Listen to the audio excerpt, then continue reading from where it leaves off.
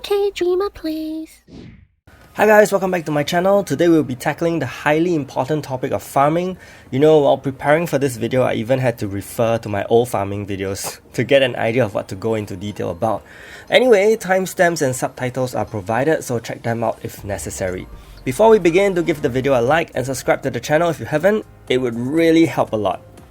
This video will cover these several aspects: farming essentials, farming as a free-to-play, farming as a light spender, the farming process itself, including nightmare farming, and finally, fodder management.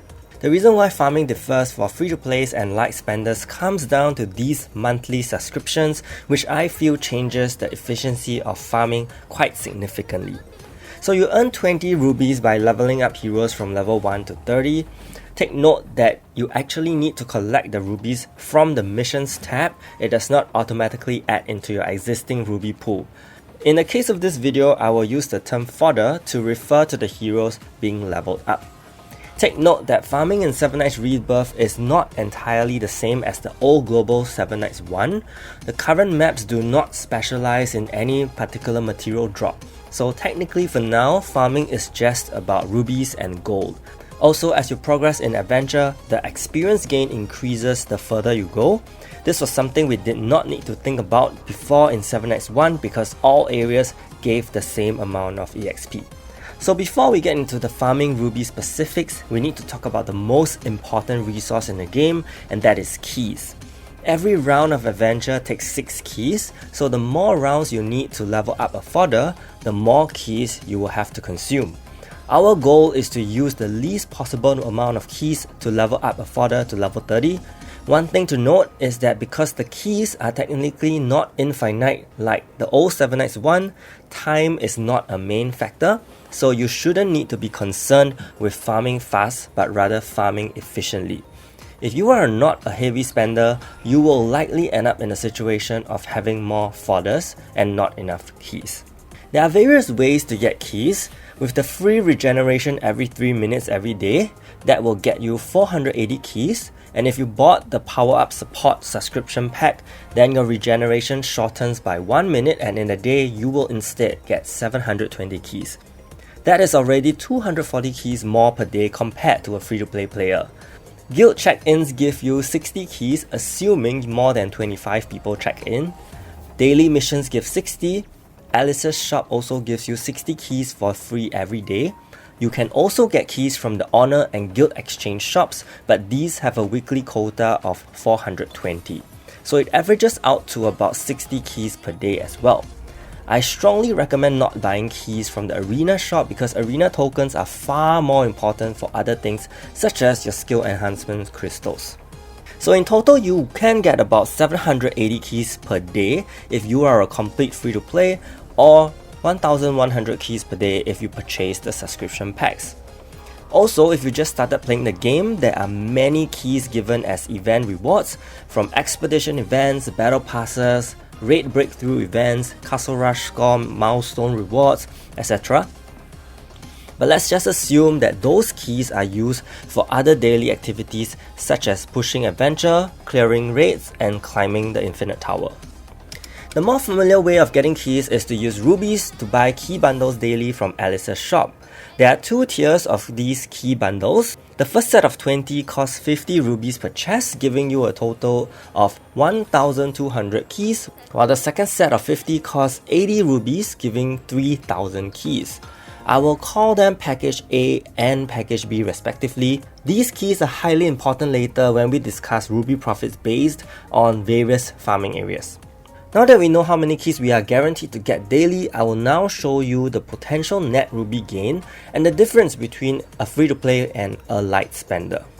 Thanks to my friend Castile who collated this data, this chart shows the breakdown of the various areas, the EXP gain from these areas for free-to-plays, and the total number of rounds you will need to level up a fodder fully to get to 12,500 EXP. I know the numbers can be intimidating, but let me guide you through it. I need you guys to take note of area 8, 11 and 14. These are what I call the milestone areas because you will realize that reaching these areas will reduce the rounds required to level up a fodder by 1. Now this is significant because that means you can farm more with the same amount of keys. So my advice would be to try your best to push to area 14 as fast as you can. You may have two questions at this point. First, at area 14, do you farm at 14.1 or maybe 14.30 for example?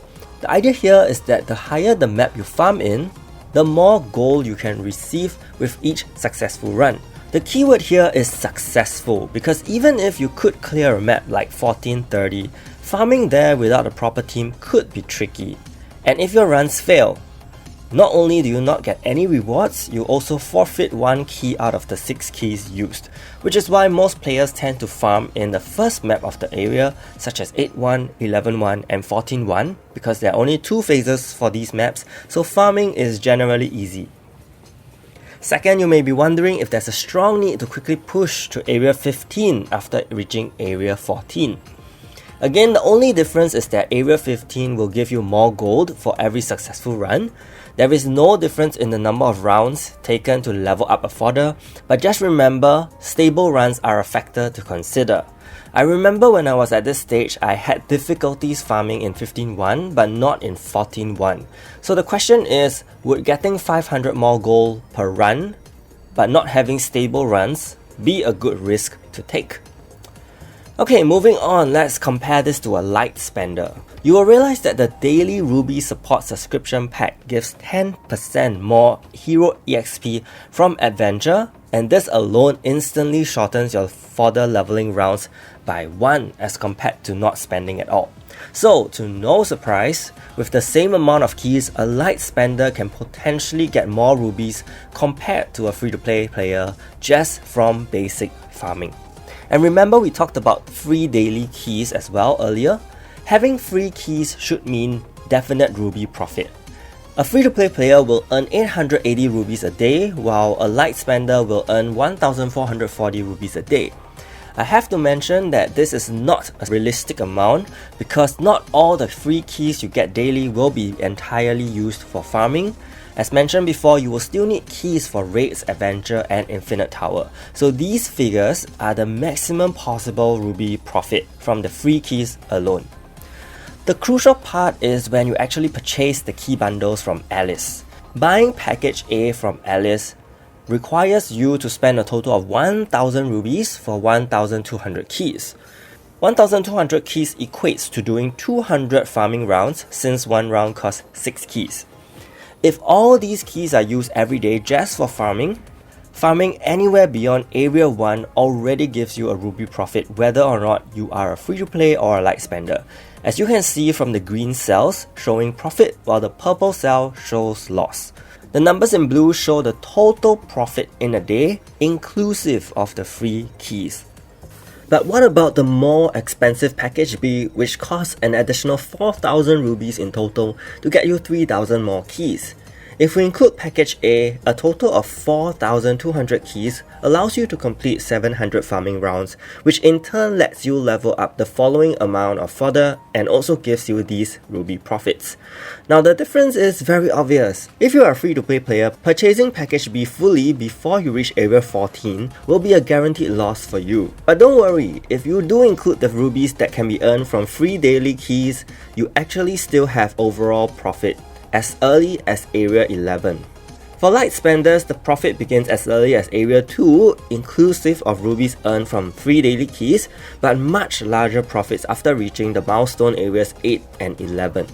I know some of you guys will be thinking, so what if I only buy a portion of package B after package A? Well yes, that question has also crossed my mind, and here's the answer for you. I calculated 2 more possibilities. One is assuming you buy 10 out of 50 package B key bundles, and the other is if you only buy 30. For free-to-play players, you will realize that the moment you start purchasing even just 10 key bundles from package B costing 80 rubies each, your daily ruby profit will decrease the more you purchase package B. But again, I have to emphasize that profiting less does not mean loss. You will still profit overall due to rubies converted from free daily keys. For light spenders, the same situation is observed, where your overall ruby profit decreases the more you buy package B key bundles. However, there is no profit loss at all after you reach area 14. This is the magic and power of the subscription pack.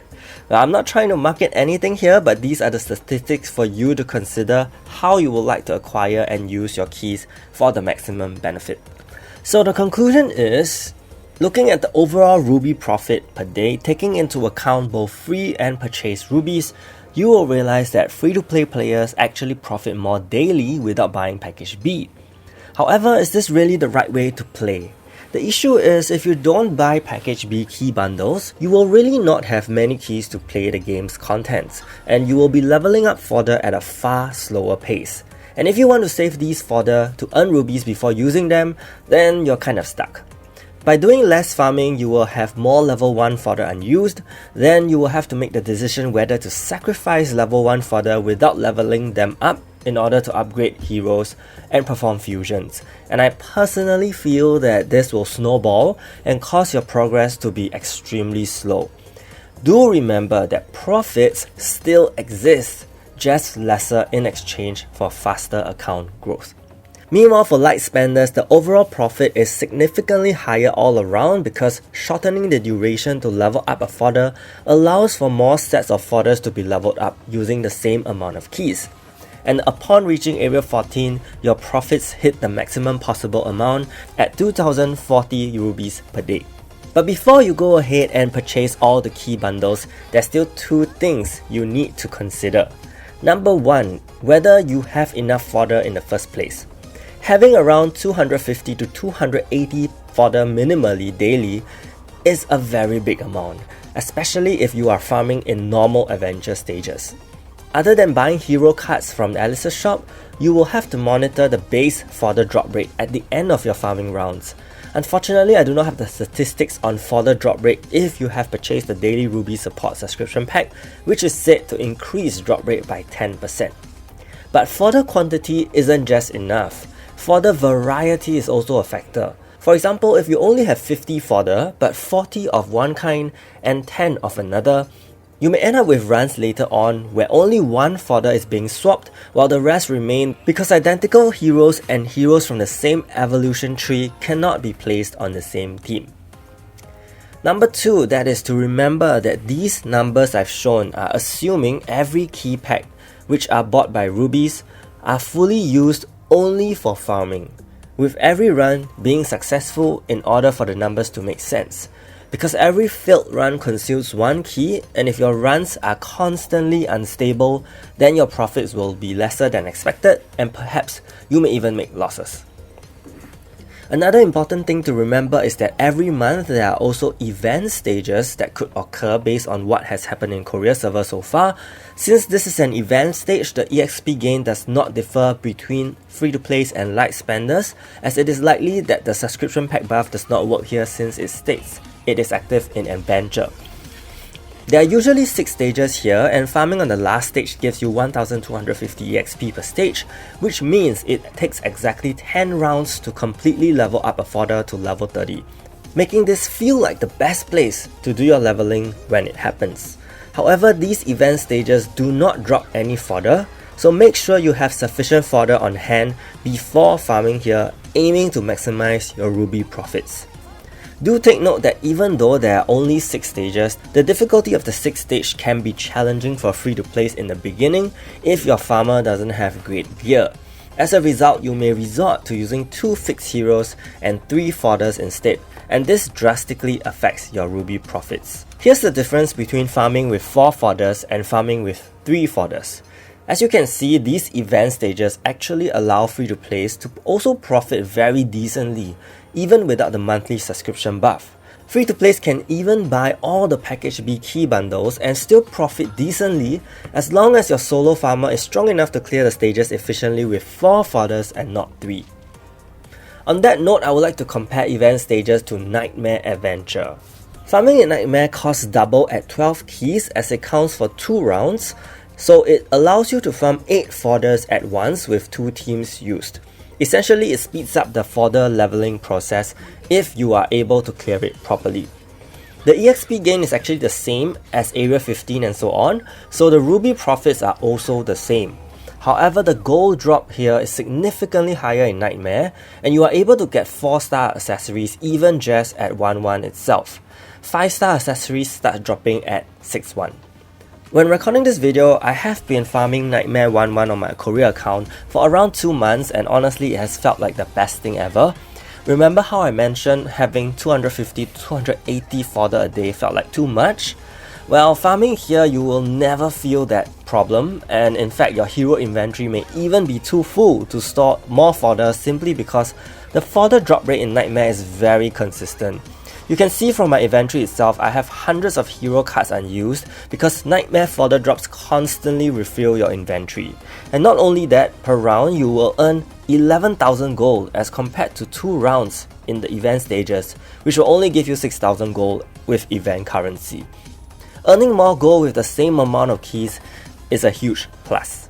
If we were to get numbers to compare, we can refer back to the same numbers we obtained from Area 15 and onwards because the EXP gain is the same, and the conclusion remains the same, that profits will decrease for free-to-plays who buy more Package B key bundles, while for light spenders the profits are maximized. So in that regard, event stages are completely irrelevant for light spenders after clearing the event shop's necessary items, because not only does the event stage give lesser EXP than Nightmare or Area 15, there are no fodder drops and the gold drops are not that great. For free-to-plays, on the other hand, you will have the option to choose between prioritizing ruby profits or having consistent gold and fodder drops, and a chance to obtain 4-star heroes and accessories. While I would still strongly recommend farming in Nightmare 1-1, if there comes a point where you have too much fodder, it wouldn't hurt to spend keys on the event stage to earn a good amount of rubies.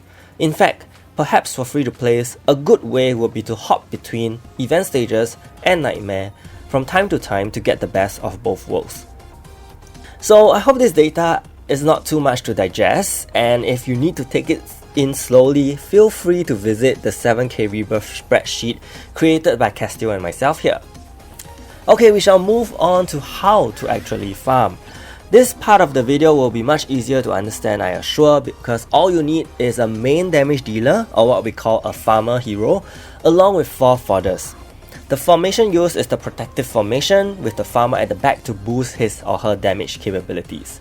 Even if the fodders die, they will still be leveled up as long as your run is successful. As mentioned, it is easier to farm on the first maps of the areas because of the simple design of having only 2 phases, and since heroes now only have 2 skills anyway. In the earlier areas, there are only 3 units per phase, so this means you can use a larger pool of farmers because some heroes have skills that only hit 3 targets, so it is possible to consider heroes such as Yu Xun, Bidam, Ruri, Taka, Fengyan, or Sarah.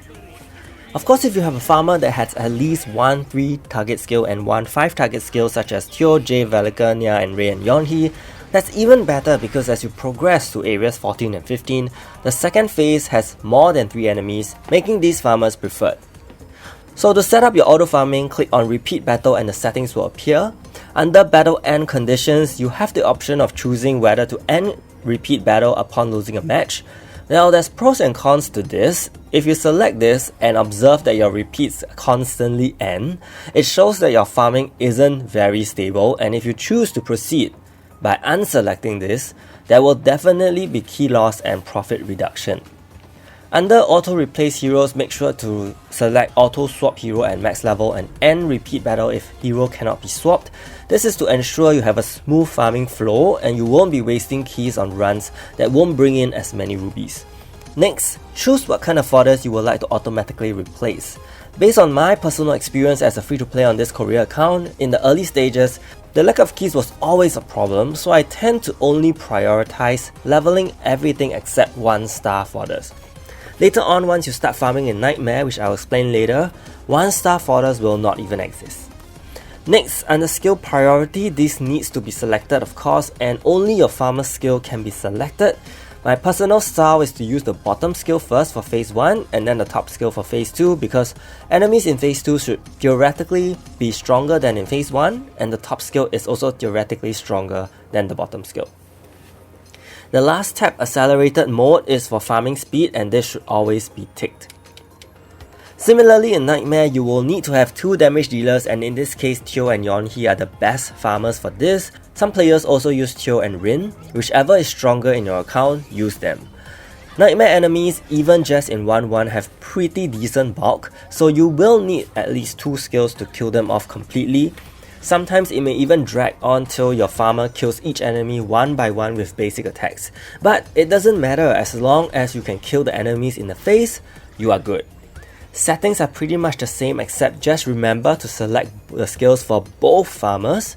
If you intend to use Yonhee here, I strongly recommend pulling her till T2 so that her basic attack hits 2 targets, and that really changes things.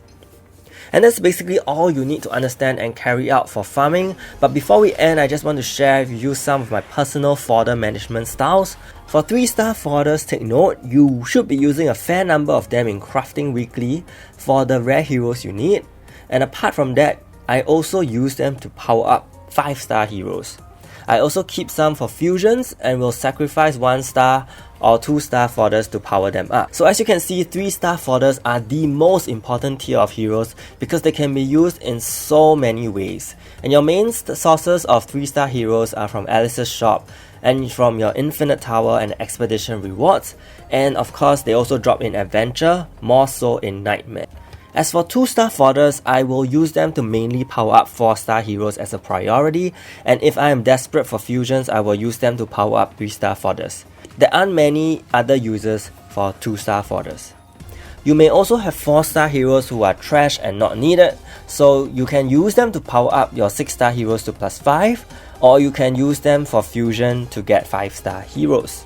As you progress, you will accumulate a lot of 3-star heroes, especially from Nightmare, and at this stage, I personally use 3-star heroes to power up my 6-star heroes as well. And with that, I have come to the end of this video on farming. I hope this video was informative enough and helped you understand this game's farming system. If you have any questions, feel free to leave them in the comments. Be sure to like the video and subscribe to the channel. Thank you so much, and see you!